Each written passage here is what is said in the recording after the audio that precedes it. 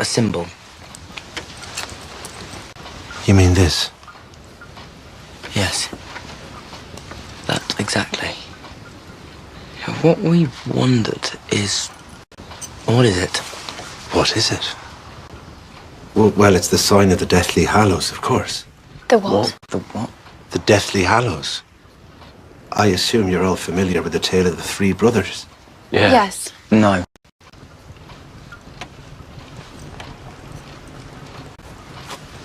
I have it in here.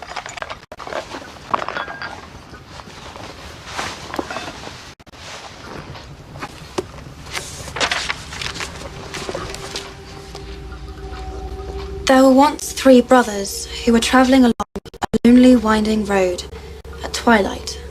Midnight. Mum always said midnight. But twilight's fine. Better, actually. Do you want to read it? No. There were once three brothers who were travelling along a lonely, winding road at twilight.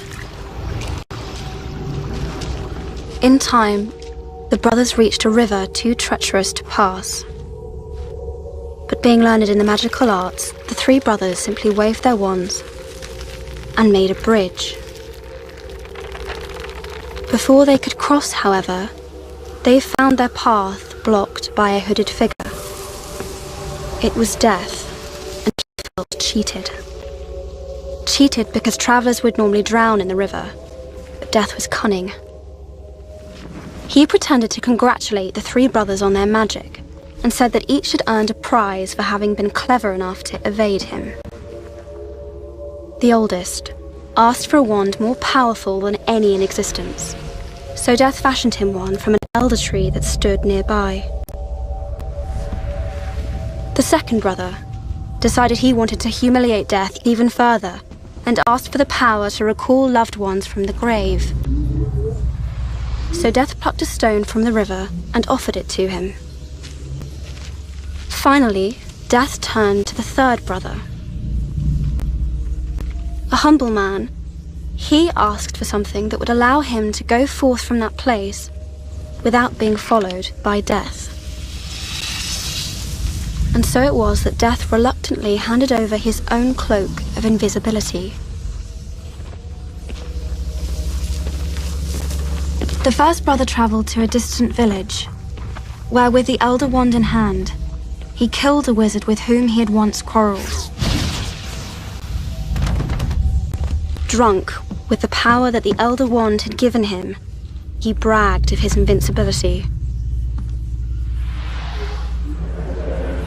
But that night, another wizard stole the wand and slit the brother's throat for good measure. And so Death took the first brother for his own. The second brother journeyed to his home, where he took the stone and turned it thrice in hand. To his delight, the girl he had once hoped to marry before her untimely death appeared before him. Yet soon she turned sad and cold, for she did not belong in the mortal world. Driven mad with hopeless longing, the second brother killed himself so as to join her.